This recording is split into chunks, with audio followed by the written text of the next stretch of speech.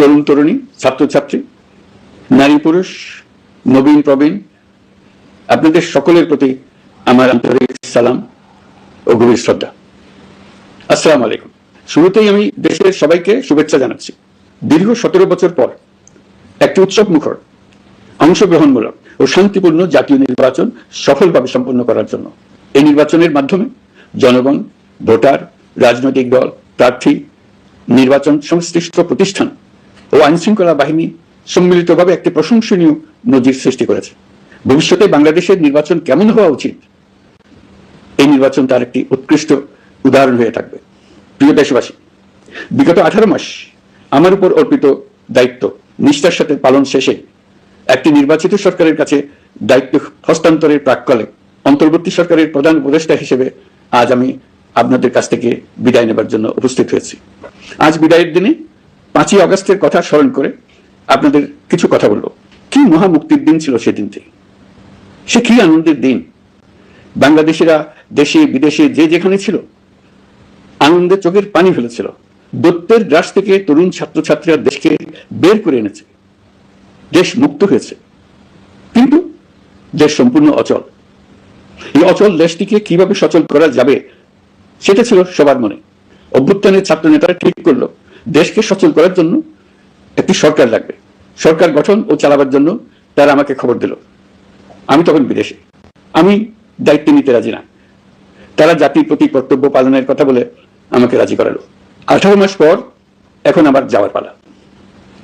আমি আজ আমার কাজ হতে বিদায় নিতে আপনাদের সামনে এসেছি। আমাদের প্রথম কাজ ছিল দেশকে সচল করা। এটি ছিল সবচেয়ে কঠিন কাজ। যারা দেশকে লুটে পুটে খেত তারাই দেশের এই যন্ত্র চালাতো। তাদের একান্ত অনুগত লোকজন নিয়ে অভ্যুত্থানের সঙ্গে সঙ্গে সবাই পালিয়ে গেছে। বড় কর্তা পালিয়েছে, মাঝারি কর্তা পালিয়েছে, অন্যরা ভুল পাল্টিয়েছে অথবা আত্মগোপনে চলে গেছে। কেউ নানা জনের সুপারিশ নিয়ে আসছে, তারা অভ্যুত্থানের গোপন সৈনিক ইত্যাদি। সরকারের ভেতর যারা পালিয়ে যাননি তাদের মধ্যে কাকে বিশ্বাস করবেন, কাকে বিশ্বাস করবেন না, এটি মহাসংকট হয়ে দাঁড়ালো। যতই মৃতদেহের অঙ্গ প্রত্যঙ্গবিহীন দেহের সন্ধান আসছিল ততই তারা চিহ্নিত হচ্ছিল। সেই থেকে 18 মাস চলে গেছে। অবশেষে 12ই ফেব্রুয়ারি আসলো। 1.5 যুগ পরে দেশে একটি জাতীয় নির্বাচন এবং ব্যাপক সাংবিধানিক পরিবর্তনের জন্য সর্বসম্মত জুলাই সনদের উপর গণভোট অনুষ্ঠান হলো। এই নির্বাচনে উৎসবমুখর পরিবেশ, দেশের সর্বত্র একটা ঈদের পরিবেশ ছিল যা আমাদের ইতিহাসে স্মরণীয় হয়ে থাকবে। এই প্রতিদ্বন্দ্বিতামূলক নির্বাচনে যারা জয়ী হয়েছেন তাদের আমি অভিনন্দন জানাচ্ছি। যারা পরাজিত হয়েছেন তাদেরকেও আমি অভিনন্দন জানাচ্ছি। হার জিতেই হলো গণতন্ত্রের সৌন্দর্য। যারা জয়ী হয়েছেন তারা মোট ভোটের প্রায় অর্ধেক পেয়েছেন। যারা জয়ী হতে পারেননি তারা মোট ভোটের অর্ধেক পেয়েছেন। যারা জয়ী হতে পারেননি তারা এই জেনে আশ্বস্ত হবেন যে প্রায় অর্ধেক ভোটার আপনাদের উপর আস্থা রেখেছে। আগামী দিন নতুন সরকার দায়িত্ব গ্রহণ করবে। এর মাধ্যমে আমাদের 18 মাসের দায়িত্বের সমাপ্তি হবে। 24শে জুলাই মাসে বাংলাদেশের মানুষ এক অভূতপূর্ব অভ্যুত্থানের মধ্য দিয়ে তাদের মুক্তি, আকাঙ্ক্ষা ও মর্যাদা দাবি উচ্চারণ করেছিল। সেই সময় দেশ একটি গভীর রাজনৈতিক, অর্থনৈতিক, প্রাতিষ্ঠানিক ও মানবিক সংকটে নিপতিত ছিল। রাষ্ট্রযন্ত্রের উপর মানুষ আস্থা হারিয়ে ফেলেছিল। গণতন্ত্র হয়েছিল দুলিশাত, ভবিষ্যৎ ছিল অনিশ্চিত। ঠিক সেই সংকটময় সময়ে আমাকে আহ্বান জানানো হয়েছিল একটি লক্ষ্য সামনে রেখে বাংলাদেশকে আবার স্বাভাবিক জীবনে ফেরানোর জন্য 3টি দায়িত্ব দেওয়া হয়েছে: সংস্কার, বিচার এবং নির্বাচন। আমি ও আমার সহকর্মীরা সবাই আমরা সেই অঙ্গীকার রক্ষার চেষ্টা করে গেছি। কোথায় কতটুকু সাফল্য অর্জন করতে পেরেছি, কোথায় ব্যর্থ হয়েছি, সে বিচারের ভার আপনাদের উপর থাকলো। আমাদের প্রচেষ্টায় কোনো ঘাটতি ছিল না। আমরা মানবতা বিরোধী অপরাধ, দুর্নীতি ও অনিয়মের বিচার প্রক্রিয়াকে রাজনীতি ও প্রতিশোধের ঊর্ধ্বে রেখেছি। আমরা ভঙ্গুর প্রতিষ্ঠানগুলোর প্রশাসনিক, বাণিজ্যিক, আর্থিক সংস্কারে হাত দিয়েছি যাতে ভবিষ্যতে কোনো সরকার জনগণের ইচ্ছার বিরুদ্ধে নিজেকে স্থাপন করতে না পারে। আর সর্বোপরি আমরা একটি উৎসবমুখর, অবাধ, নিরপেক্ষ, শান্তিপূর্ণ, পরিচ্ছন্ন ও বিশ্বাসযোগ্য জাতীয় নির্বাচনের আয়োজন করেছি, যার মাধ্যমে জনগণ আবার তাদের ভোটাধিকার ফিরে পেয়েছে। এই নির্বাচন কেবল একটা ক্ষমতা হস্তান্তরের প্রক্রিয়া নয়, এটি বাংলাদেশের গণতান্ত্রিক ব্যবস্থার নতুন অভিযাত্রার সূচনা, নতুন বাংলাদেশের জন্ম। এই অর্জনের পেছনে যারা ছিলেন, জুলাইয়ে রাস্তায় নেমে আসা প্রতিবাদকারী তরুণ তরুণীরা, সেই সাহসী মানুষগুলো, শহীদ আহতরা, তাদের প্রতি আমি গভীর শ্রদ্ধা ও কৃতজ্ঞতা জানাচ্ছি। তাদের অভূতপূর্ব ত্যাগ ছাড়া এই পরিবর্তন সম্ভব হতো না। এই প্রক্রিয়া সফল করতে দেশের আবালবৃদ্ধ বনিতা সকলেই সহযোগিতা করেছেন। প্রাতিষ্ঠানিক দিক থেকে দেশের রাজনৈতিক দলসমূহ, নির্বাচন কমিশন, সকল আইনশৃঙ্খলা বাহিনী, সশস্ত্র বাহিনী, সরকারি কর্মকর্তা কর্মচারী ও প্রশাসনের প্রতিটি স্তরের সদস্যরা আন্তরিক সহযোগিতা করেছেন। আপনাদের প্রতি আমার আন্তরিক কৃতজ্ঞতা রইল। আপনাদের ধৈর্য, পেশাদারিত্ব ও আস্থার উপর ভর করেই এই পথ চলা সম্ভব হয়েছে। প্রিয় দেশবাসী, 24-এর গণঅভ্যুত্থানের সময় দেয়ালে দেয়ালে তরুণরা যে নতুন বাংলাদেশে স্বপ্ন রেখেছিল, তার কেন্দ্র ছিল প্রাতিষ্ঠানিক সংস্কার। সেই প্রত্যাশা বাস্তবায়নে অন্তর্বর্তী সরকার প্রায় 130টি নতুন আইন ও সংশোধনী প্রণয়ন করেছে এবং প্রায় 600টি নির্বাহী আদেশ জারি করেছে, যা প্রায় 84% ইতিমধ্যে বাস্তবায়িত হয়েছে। এই সংস্কার সমূহ নাগরিক অধিকারকে সংহত করেছে, বিচার ব্যবস্থাকে শক্তিশালী করেছে এবং গুম, খুন ও বিচার বহির্ভূত হত্যার সংস্কৃতি যেন আর কখনো ফিরে না আসে সেটা নিশ্চিত করেছে। আমরা দায়িত্ব গ্রহণের সময় দেশের আইন শৃঙ্খলা পরিস্থিতি ছিল অত্যন্ত ভঙ্গুর। থানাগুলো ছিল পুলিশ শূন্য, জনগণের মধ্যে আস্থার বদলে ভয় ও শঙ্কা তৈরি হয়েছিল। ধাপে ধাপে আমরা সেই অবস্থার পরিবর্তন ঘটিয়েছি।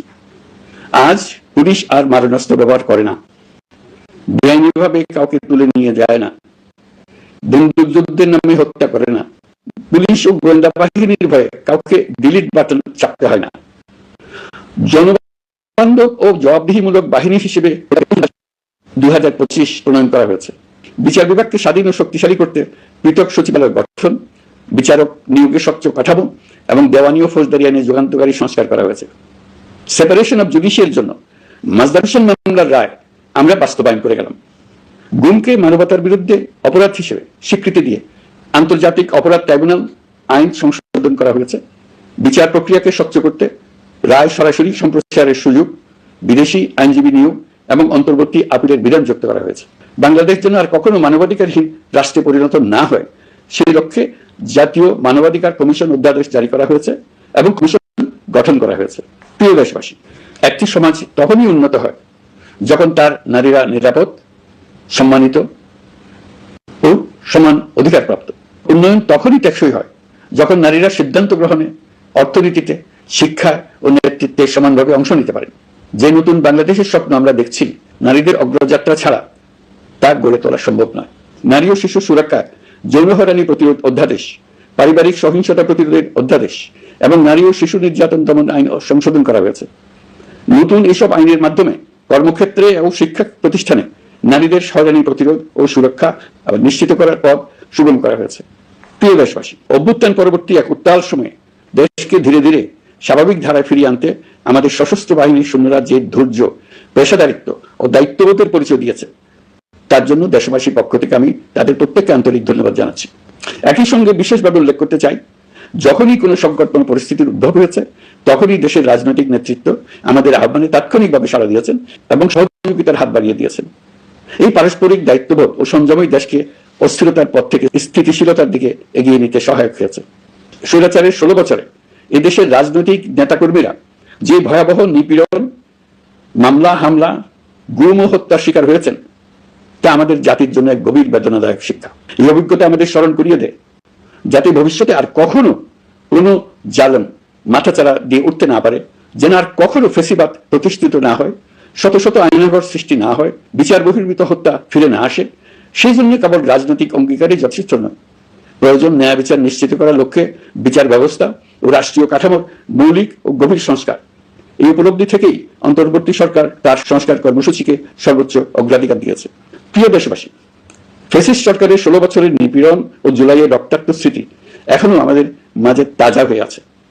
যারা ভয়াবহ নিপীড়ন ও নির্যাতন চালিয়েছে তাদের বিচার করা এবং যেন আর কেউ এ ধরনের দুঃশাসন কায়েম করতে না পারে সেটা নিশ্চিত করা আমাদের গুরু দায়িত্ব। বিচার একটা চলমান প্রক্রিয়া।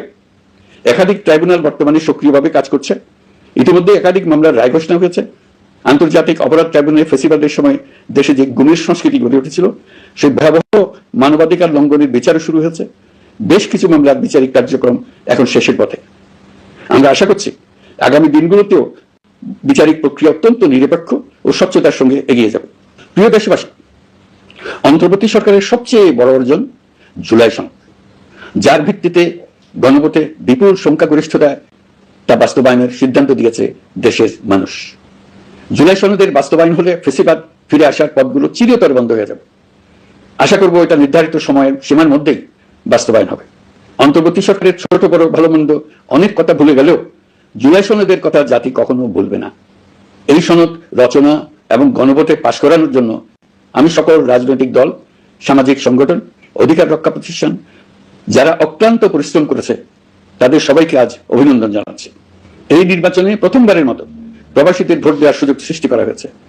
যখন একজন ভোটার গর্ব করে এই নির্বাচন ও গণভোটে ভোট দেওয়ার অভিজ্ঞতা সোশ্যাল মিডিয়ায় বলে, তখন একজন নাগরিক হিসেবে আমি আনন্দ ধরে রাখতে পারি না। আমি আশা করি এই প্রক্রিয়ায় ভবিষ্যতে আরো অনেক বেশি প্রবাসীরা নিশ্চিন্তে অংশগ্রহণ করতে পারবে। প্রিয় দেশবাসী, আমরা দায়িত্ব গ্রহণের সময় অর্থনীতি ছিল বিপর্যস্ত, ব্যাংকিং ব্যবস্থা ভেঙে পড়েছিল, অর্থ পাচার ছিল লাগামহীন। আমরা রাজস্ব ব্যবস্থাপনা, করনীতি, মুদ্রা ব্যবস্থাপনা, আর্থিক খাতে কাঠামোগত সংস্কার এনেছি। তলাবিহীন অর্থনীতি আমাদের জন্য রেখে গিয়েছিল আগের ফেসিবাদী সরকার। কেন্দ্রীয় ব্যাংক বাণিজ্য ব্যাংককে ফতুর করে দিয়ে গেছে, $234 বিলিয়ন পাচার করে নিয়ে গেছে, বিশাল ঋণের বোঝা রেখে গেছে। এইসব আমাদের জানা কথা। আমরা যারা এই অর্থনীতি আবার চালু করার দায়িত্ব পেয়েছিলাম তারা দিশা খুঁজে পাচ্ছিলাম না। এখন যাবার সময় স্বস্তি পাচ্ছি যে আমরা অবস্থার মোকাবেলা করতে পেরেছি এবং নতুন অর্থনৈতিক বুনিয়াদ রচনা করে রেখে যেতে পারছি। এখন আর পাওনাদাররা আমাদের তাড়া করতে আসবে না। আন্তর্জাতিক লেনদেনে আমরা চোখে অন্ধকার দেখব না। আমাদের রিজার্ভের পরিমাণ এখন $34 বিলিয়ন। আমাদের দেশপ্রেমিক প্রবাসী ভাই বোনদের রেমিটেন্সের টাকায় এই রিজার্ভ ক্রমেই বাড়ছে। নিত্য প্রয়োজনীয় পণ্যের দাম নিয়ন্ত্রণে সরবরাহ বৃদ্ধি করা হয়েছে, টিসিবির কার্যক্রম সম্প্রসারিত হয়েছে, বাজার তদারকি ও মজুতদারির বিরুদ্ধে কঠোর ব্যবস্থা নেওয়া হয়েছে। এর ফলে খাদ্য মূল্যস্ফীতি উল্লেখযোগ্যভাবে কমেছে। শ্রমিক অধিকারকে মানবাধিকারের অংশ হিসেবে বিবেচনা করে আন্তর্জাতিক শ্রম সংস্থার গুরুত্বপূর্ণ কনভেনশন সমূহ অনুসমর্থন করা হয়েছে, যা কর্মক্ষেত্রে শ্রমিকের নিরাপত্তা ও মর্যাদা নিশ্চিত করবে। যুগান্তকারী নতুন শ্রম আইন প্রণয়ন করা হয়েছে। প্রবাসীরা আমাদের অর্থনীতির প্রাণশক্তি। তাদের সুরক্ষা ও কল্যাণে আইন সংশোধন, বিদেশে আইনি সহায়তা, নতুন শ্রম চুক্তি এবং দক্ষতা উন্নয়ন প্রকল্প গ্রহণ করা হয়েছে। বন্দর ব্যবস্থাপনা ও বিনিয়োগ কাঠামোতে আমূল সংস্কারের মাধ্যমে ইউরোপীয় সর্ববৃহৎ বিনিয়োগ সহ একাধিক কৌশলগত প্রকল্প এগিয়েছে। ব্লু ইকোনমির সম্ভাবনা কাজে লাগাতে গভীর সমুদ্র বন্দর, মৎস্য ও আধুনিক টাউনশিপ উন্নয়নে নতুন কর্তৃপক্ষ গঠন করা হয়েছে। প্রিয় দেশবাসী, পররাষ্ট্র নীতিতে বাংলাদেশের সার্বভৌমত্ব, জাতীয় স্বার্থ ও দেশের মর্যাদা, এই তিনটি মূল ভিত্তি আমরা দৃঢ়ভাবে পুনরুদ্ধার করতে সক্ষম হয়েছি। নতজানু পররাষ্ট্র নীতি কিংবা অপর দেশের নির্দেশনা ও পরামর্শ নির্ভর বাংলাদেশ এখন আর নয়। আজকের বাংলাদেশ নিজের স্বাধীন স্বার্থ রক্ষায় আত্মবিশ্বাসী, সক্রিয় ও দায়িত্বশীল। বিশ্বের সকল দেশের সঙ্গে পারস্পরিক সম্মান ও স্বার্থের ভিত্তিতে সম্পর্ক গড়ে তুলতে আমরা প্রতিশ্রুতিবদ্ধ। একই সঙ্গে ভারসাম্য বজায় রেখে ভবিষ্যতের জন্য প্রয়োজনীয় কৌশলগত সিদ্ধান্ত নিতে সক্ষম এমন একটি রাষ্ট্র হিসেবে বাংলাদেশ আজ নিজেকে প্রতিষ্ঠিত করে রেখেছে। দুঃখজনকভাবে দীর্ঘ সময় ধরে এই সংকট নিরসনে কোনো কার্যকর সমন্বিত আন্তর্জাতিক উদ্যোগ দৃশ্যমান ছিল না। দায়িত্ব গ্রহণের পর আমরা আন্তর্জাতিক অঙ্গনে মৃতপ্রায় এই ইস্যুটিকে পুনরায় বিশ্ব মনোযোগের কেন্দ্রে নিয়ে আসতে সক্ষম হয়েছে। এই সংকটের গুরুত্ব অনুধাবন করে জাতিসংঘ আমাদের পাশে দাঁড়িয়েছে। জাতিসংঘের মহাসচিব নিজে বাংলাদেশ সফর করেছেন এবং সমস্যার টেকসই সমাধানের সহায়তার অঙ্গীকার ব্যক্ত করেছেন। আমার অনুরোধে জাতিসংঘে রোহিঙ্গা বিষয়ে বিশেষ সভা অনুষ্ঠিত হয়েছে। প্রিয় দেশবাসী, দীর্ঘ ফেসিবাদী শাসনামলে বাংলাদেশের সশস্ত্র বাহিনীর সক্ষমতা ও আধুনিকীকরণের বিষয়টি পরিকল্পিতভাবে উপেক্ষিত ছিল। আমরা অল্প সময়ের মধ্যেই সেই অবস্থার মৌলিক পরিবর্তনের সূচনা করতে পেরেছি। দায়িত্ব গ্রহণের পর থেকেই বর্তমান সরকার সশস্ত্র বাহিনীর সক্ষমতা বৃদ্ধি, আধুনিকায়ন এবং যে কোনো ধরনের আগ্রাসন কার্যকরভাবে মোকাবেলার জন্য সশস্ত্র বাহিনীকে উপযোগী করে গড়ে তোলাকে অগ্রাধিকার দিয়েছে। সশস্ত্র বাহিনীর প্রতিরক্ষা সক্ষমতা বৃদ্ধি একটি ব্যয়বহুল প্রক্রিয়া হলেও বর্তমান বৈশ্বিক বাস্তবতায় বহির্বিশ্বের সম্ভাব্য হুমকি ও আগ্রাসন মোকাবেলার জন্য এর কোনো বিকল্প নেই। এই বাস্তবতা বিবেচনা নিয়ে অন্তর্বর্তী সরকার তার সীমিত মেয়াদের মধ্যে সেনাবাহিনী, বিমান বাহিনী ও নৌবাহিনীর সক্ষমতা বৃদ্ধিতে যুগান্তকারী পদক্ষেপ গ্রহণ করেছে।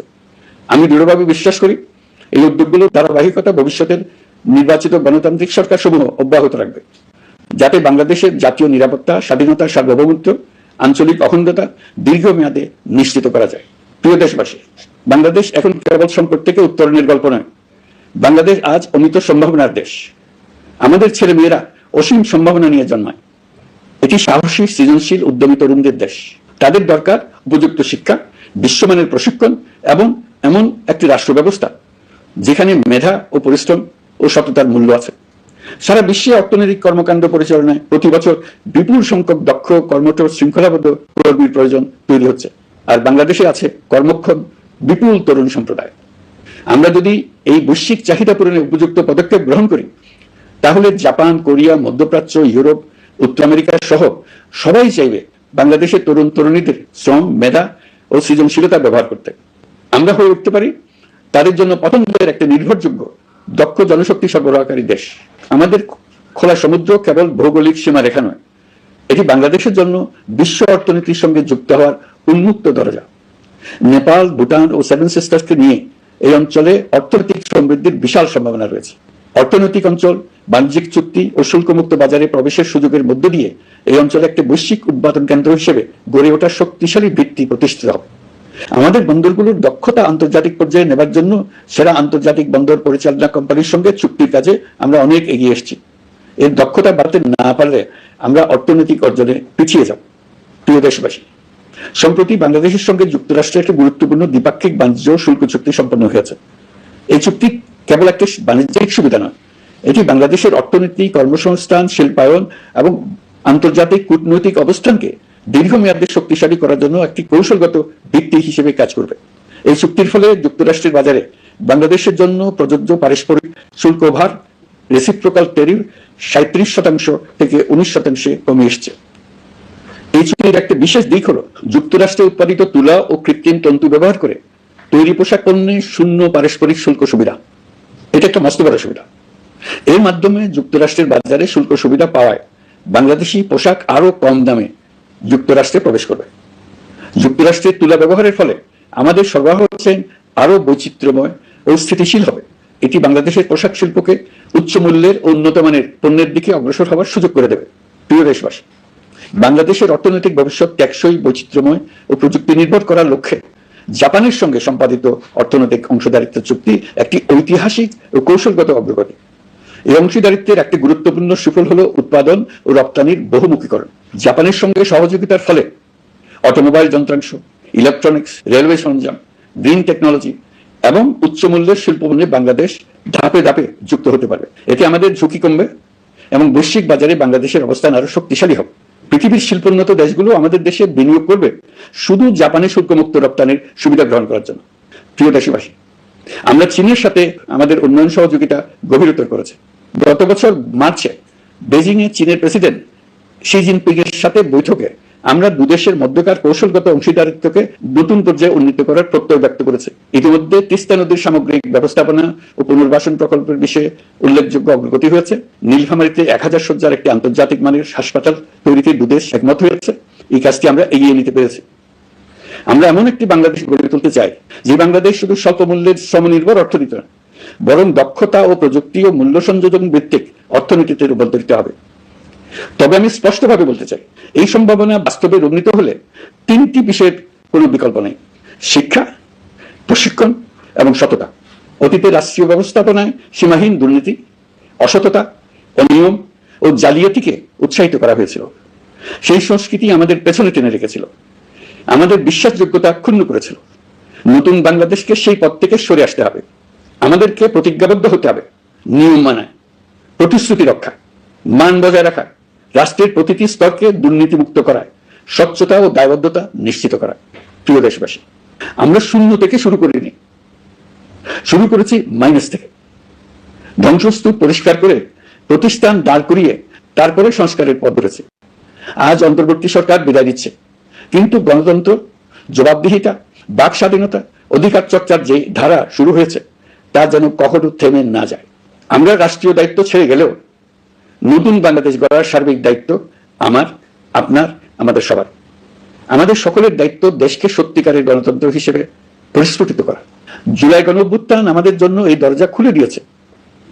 আমরা যদি স্বপ্ন, আকাঙ্ক্ষা ও শক্তিকে বাঁচিয়ে রাখতে পারি, তবে বাংলাদেশের অগ্রযাত্রা কেউ থামাতে পারবে না। গণঅভ্যুত্থানে যারা প্রাণ দিয়েছে, শরীরের অঙ্গ হারিয়ে দুঃসহ জীবনযাপন করছে, যাদের লাশ পুড়িয়ে ফেলা হয়েছে, যাদের লাশ এখনো খুঁজে পাওয়া যাচ্ছে না, যারা অল্পের জন্য বেঁচে গেছে, তাদের সকলের আত্মত্যাগকে এই জাতি যেন কোনোদিন ভুলে না যায়। প্রতিটি রাষ্ট্রীয় সিদ্ধান্ত গ্রহণে আমরা যেন তাদের ছবি মনে রেখে সিদ্ধান্ত নিই।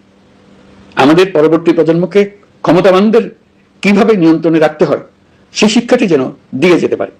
ক্ষমতাবানদের ক্ষমতা মানুষকে কিরকম মনুষ্যত্বহীন করে তুলতে পারে সেটা জাতির ইতিহাসে ধরে রাখার জন্য আমরা পলাতক প্রধানমন্ত্রীর বাসস্থান গণভবনকে জাতীয় জুলাই স্মৃতি জাদুঘর হিসেবে প্রতিষ্ঠিত করে রেখে যাচ্ছি। এখানে আপনাদের স্মৃতির বাস্তব নমুনা সংরক্ষণ করে রাখা হয়েছে। জাদুঘর যখন জনসাধারণের জন্য খুলে দেওয়া হবে তখন আপনি যেখানেই থাকুন, দেশে থাকুন বিদেশে থাকুন, আমি অনুরোধ করব আপনি সপরিবারে একবার এসে কিছুক্ষণ জাদুঘরে কাটিয়ে যাবেন। প্রিয় দেশবাসী, আসুন আমরা এমন একটি বাংলাদেশ করি যেখানে সম্ভাবনা সীমাহীন আর স্বপ্নের কোনো সীমানা নেই। গত 18 মাসে ক্রমান্বয়ে এদেশের মানুষের মধ্যে গণতন্ত্র, একটি কল্যাণমূলক শাসন ব্যবস্থা, বাক স্বাধীনতা, ক্ষমতাকে প্রশ্ন করতে পারা, সমালোচনা করতে পারা, জবাবদিহিতায় আনতে পারার যে চর্চা শুরু হলো, উৎসবমুখর পরিবেশে নির্বাচন আয়োজন করে জনগণের অধিকার নিশ্চিত হলো, এই ধারা যেন কোনো রকমেই হাতছাড়া হয়ে না যায়। আমি বিশ্বাস করি বাংলাদেশের আপামর জনসাধারণ এবং সকল রাজনৈতিক পক্ষ ইস্পাত কঠিন ঐক্যের মাধ্যমে এই ধারাকে আগামী দিনগুলোকে রক্ষা করবে, সমৃদ্ধ করবে। অধিকারের বিষয়, দেশের স্বাধীনতার সার্বভৌমত্বের বিষয় পরবর্তী প্রজন্মের জন্য একটি সুন্দর বাংলাদেশ গড়ে তোলার প্রত্যয়ে দৃঢ় থাকতে হবে। দলমত, ধর্ম, বর্ণ, নারী পুরুষ নির্বিশেষে সবাইকে আহ্বান জানায় একটি ন্যায়ভিত্তিক, মানবিক ও গণতান্ত্রিক বাংলাদেশ গড়ে তোলার সংগ্রাম অব্যাহত রাখতে। এই আহ্বান জানিয়েই আমি অত্যন্ত আশাবাদের সঙ্গে আজ আপনাদের কাছ থেকে বিদায় নিচ্ছি। দেশের শিশু, কিশোর কিশোরী, তরুণ তরুণী, ছাত্রছাত্রী, নারী পুরুষ, নবীন প্রবীণ, আমার দায়িত্ব থেকে বিদায় নেবার এই প্রাককালে আপনাদের সকলের প্রতি আন্তরিক ধন্যবাদ জানাচ্ছি। আমার জন্য দোয়া করবেন। মহান আল্লাহ আমাদের সকলের সহায় হন।